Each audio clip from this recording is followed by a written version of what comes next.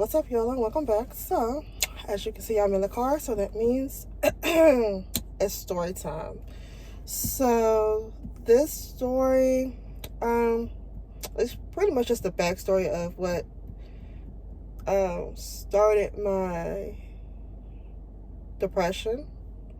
It's a kind of serious story, at the same time it's not. I mean, it depends on how you look at it. So, I recorded this story yesterday, but I was like, let me just redo it. I don't know. But whatever. I finally did something to my head. As y'all can see, I got some braids. I did it myself. Kudos to me. But anyways, so let's jump into this story. So my depression started very early, but I didn't know what it was then. Until I was diagnosed years later. I didn't know what it was, what my feelings were that I was feeling. I didn't know that they were valid. I didn't know what any of that was. So, second grade is where it started. I had a teacher in second grade. I will never forget her. Her name was Miss Newsom. I do not care. Yes, I just said her name. I do not care. The only people who may know who she is anybody who follows me, who is from where I'm from and went to school with me. But other than that, nobody I know. And I'm pretty sure nobody I went to school with is actually looking at any of my videos. So, whatever. I had a teacher. Her name was Miss Newsom. And every day in her class, after lunch, I got sick. It didn't matter what it was. I took my own lunch to school. I never ate school lunch that year. But I would take my lunch. And every day, just about every day, I got sick. Well, there was this one day in particular where I got sick, and they had to call my mom to come and get me. My mom came to the school, and it was me and my mom and the parapro standing in the hallway. And the parapro, she was like, can I just talk to you for a second? So she wanted to speak to my mom. That's fine. I'm standing behind my mom because I'm young. I'm going to stay with my mom. And she was like, I just want to let you know that her teacher doesn't necessarily like your daughter. And I don't know if I just zoned out and didn't hear the rest of why she didn't like me, but the main part I heard was that she did not like me. And that's what stuck with me for the longest time, was that a teacher actually did not like me. So that was the first feeling of kind of feeling unwanted, type thing. Then I would say third grade came along. Third grade, I got picked on every day. I got picked on. And I had a so-called best friend back then. And she was not one of those best friends that's going to jump to your defense and be like, don't talk about my friend like that. Don't say that about her. She wasn't that type of friend. That was just not her. And I honestly feel like I was more so her friend than she was my friend, if that makes sense. And I've come to realize that that's how a lot of my friendships are, even now. I'm more so their friends than they are mine. I do more for them than they do for me. That's just me. But yeah, third grade, I got picked on all the time. They called me everything but my name. They called me Blackie. They called me Hairy Monster because I had hairy arms. Still do to this day, but I don't care. Grizzly. They said, they used to call me Scooby-Doo. And even though they called me that, years later, I will say this, they called me Scooby-Doo in elementary, but what I did was I took that and ran with it. I started calling myself Scooby so that they wouldn't have anything to call me. So it didn't affect me because I started calling myself Scooby. So whatever. Fourth grade was a little, fourth grade, I didn't get picked on as much. Fifth grade came along. I got picked on, but not as much as, second and third. Sixth grade came along, and the kids who used to pick on me in third grade were back in my class again in sixth grade. So I was getting picked on a lot then. Same name calling. I had to hear all over again. And it does get tiring. It really does mess with your mental, and you really start to believe those things that people are saying about you. And I don't like that. I really hate the fact that I let those type of things get to me as bad as I did. So yeah. Moving on. Seventh grade.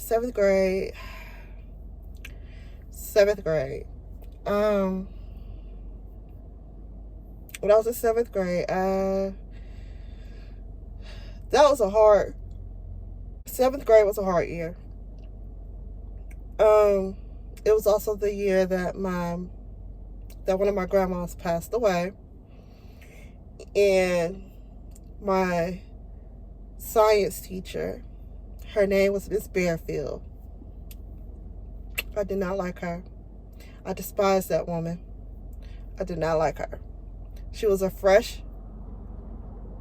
new teacher, fresh out of college.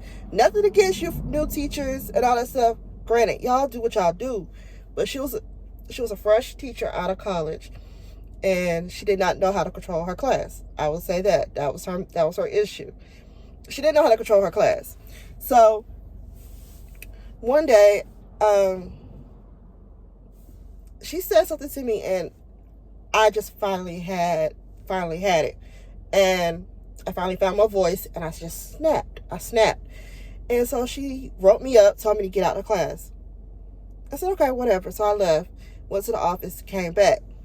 She didn't want me in her class still, so she told me to go to another class. I went to another class, sat in there for that class period or whatever. And then when I had to come back to her class, because she was also my homeroom teacher, so she was where I had to go at the end of the day. So when I went back to her class, she kind of brought up the situation again, and that triggered me. And I was like, and I said something to her.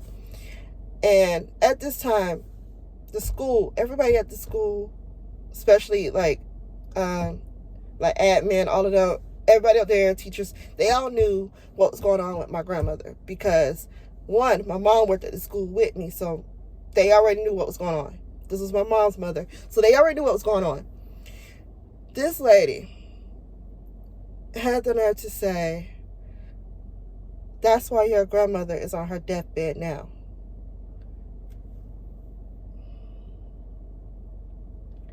For somebody to be that low down to say something like that to a child at that's hurtful. And I'm like, where do you get off saying something like that to a child? I don't get it. I just don't get it. So it took everything in me to not chomp this lady out. And I took it upon myself, and I walked out her class on my own, because that bothered me. I went up to where my mom was, and I told her what she said. Me and my mom was upset, so she said, let's go talk to the principal. We went to the principal's office. We went to the office, and at first we talked to the assistant principal, and he said he would talk to the principal, and they would do something about it. They would talk with the teacher or whatever. Okay, the year is going on, or whatever. Nothing's really done about the situation, because she talks to other students the same way she talked to me. Just ridiculous. So then, same year, this principal, just to throw in the fact that the assistant principal, he knew my uncle. Let me be clear. He knew my uncle outside of, that. He knew my uncle. And he will always like to use the fact of, oh, I know your uncle. Don't be doing this and that at school. I'm going to go tell your uncle that you were in here doing this or whatever. What does my uncle have to do with anything? My uncle doesn't raise me. He's my uncle, okay? He's not my father. So I listen to him, but he's not raising me. So whatever you need to go tell him, go tell him. I don't know why you're telling him what I'm doing at school anyway. I don't understand that. Why are you talking about me outside of school? Whatever. But the principal, the actual principal of this school, she did not like me at all. And she played a part in my education, a major part in why I started to not like principals. or like any type of administrators, especially principals, because there was an art teacher when I was in middle school. These two go hand in hand.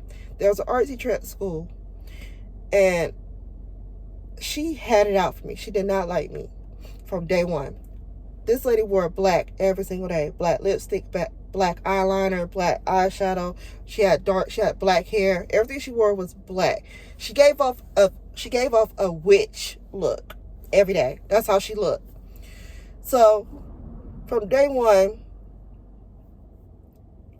she would come at me at different ways because one, I'm going to put this out there. One, I used to love to draw. Drawing was one of the things that helped me keep, my sanity. When I was going through something, I would draw. If I could find some of the things I used to draw back then, I'll put it up on the screen somewhere on here. But I'm not saying that I was the best artist in the world, but drawing was one of my passions, growing up. So I took it serious. And when I would go to her class, I think she kind of felt like she felt some type of way because she was trying to teach me something new, but I had already taught myself because I would Google pictures, print out pictures, and I would try to draw or recreate them in my own kind of way. So I kind of taught myself a little bit. And I don't think she liked the fact that she couldn't really teach me something. So it got to the point where she started to isolate me from the class. First, she started with putting my desk at the front when you first walk in. Okay, that was the first thing. I was like, okay, whatever. That's fine. Then she took my desk and she turned me around to where she moved my desk to where I was facing the wall. I don't know what her issue was with me at this time. I really don't. But she took my desk and she faced it towards the wall. I was like, okay. Why is she doing this? Then after that, she started writing me. I would come in and she would already have a slip written out to send me to the office. She already had my name on it. And she already had the date. She was just waiting on a certain time to write on there to send me out her class into the office for whatever reason. Then she started putting things on my desk so she could send me out. So she would put something on her desk that belonged to her.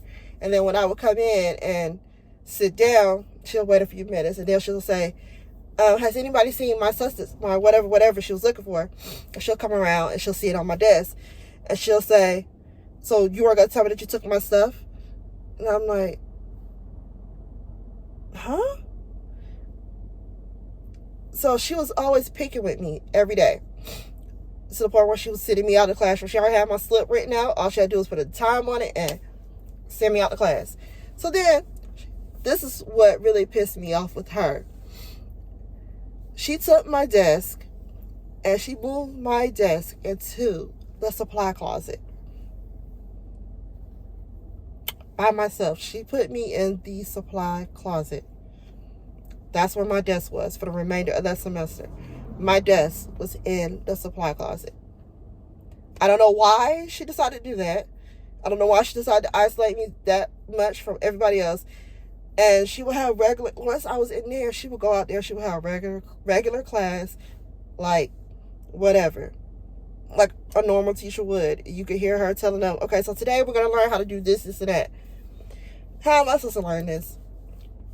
I was sitting in a supply closet. I can't see what you're doing. So when she did that, I felt some type of way, as you would. I waited till that class was over. I told my mom about what she did. So we went back to the principal's office. Told the principal. The principal did absolutely nothing about it. Because she came back down to the classroom and she wanted to see where the teacher actually had my desk. And we walked in and I showed her where my desk was. And the teacher could not give her a reason why she put me in that supply closet to do my work. She could not give her a reason. So that triggered a lot of emotions in me that I did not understand back then, but I understand more so now. And I know y'all can probably hear it in my voice. I'm a little upset about it because it still bothers me that a teacher would treat me that way. And then, you know, time went on. And that kind of just bothered me for years. Then, you know, high school came. And the same kids, especially, it was more so boys who picked on me. So the boys who used to pick on me in middle school and elementary, when I hit high school, then all of a sudden they wanted to find me on MySpace, Facebook, all that good stuff like that, and want to be my friend again. And I'm like, why? Why do we need to be friends? For what reason? Y'all didn't like me then. Y'all weren't my friends. Y'all didn't talk to me. Now all of a sudden, I guess, oh, I had a glow up. Now y'all want to talk to me. Why? I'd rather not. Like, I don't want that. You can keep that type of stuff. And those type of things started to trigger my depression that I did not know I had back then. Because I felt, as an adult looking back, I felt my feelings of how I used to feel then was I felt unwanted. I didn't feel like I was supposed to be there. And another thing that art teacher did that really upset me was that she told me, because I told her, she went around the class one day. I remember this. She went around the class and asked everybody what they wanted to be when they grew up. And I told her I wanted to be an artist. I said I wanted to draw. She looked at me and she said, "Oh, you'll never make it. Real artists don't make it until they die anyway. But I don't think you'll make it anyway." Because of that, I stopped drawing. I completely shut it out. I stopped drawing completely. Like, you can't get me to draw now whatsoever. My kids, they be like, they'll see some of the things I used to draw at my mom's house, at my parents' house. They'll see some things I used to draw back then. And be like, "You drew this? You did this?" I was like, "Yeah, I did." And they be like, you don't draw now? Can you draw this?" You can't get me to draw. Two of my daughters do draw. I will say that. Two of my daughters, they do actually draw. And I just can't do it. I lost that passion for it. After that teacher said that, I really just let it go. That kind of took that spark away from me. The one thing that I actually felt made me feel like a person. They took it away because they told me I wouldn't make it. And she's not the only teacher who's actually told me I would not make it in life. I've had other teachers tell me I wasn't going to be anything. I wasn't going to make it in life. I wasn't going to be anything. But the thing was this. Back in school, I was the quiet kid, the shy kid who did not talk much. And I didn't find my voice until I hit 8th grade. And I finally started talking back, especially when kids would pick on me. I finally started speaking up.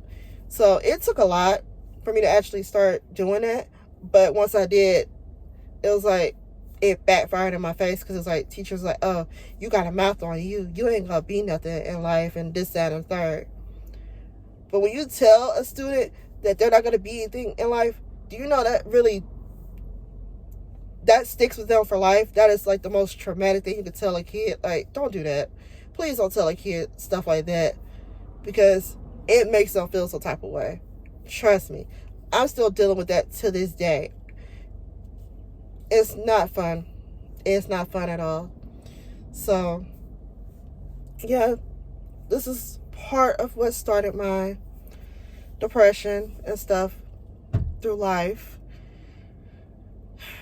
Like I said, I'm still dealing with it. It's a struggle. I'm not gonna lie. Some days are better than others, but I'm making it. This is actually therapy. This is therapeutic to me, to be able to vent and, put it out there on YouTube, to vent and get it off my chest and not have to hold it in. This is where I feel comfortable telling this to. So, yeah, it's getting me through it. So, yeah, if you made it this far, thank you for watching. Also, don't forget to like this video, comment, subscribe, and share this video with any and everyone. especially to anyone who, you know, may be dealing with some type of mental illness or whatever, you know, send this to them. Let them know they can get through it just like I'm getting through it. It's a struggle. It will be a struggle, but I'm making it. Yeah, that's this story time. So until next time, y'all, you see me in this car, I'll have another story time for you.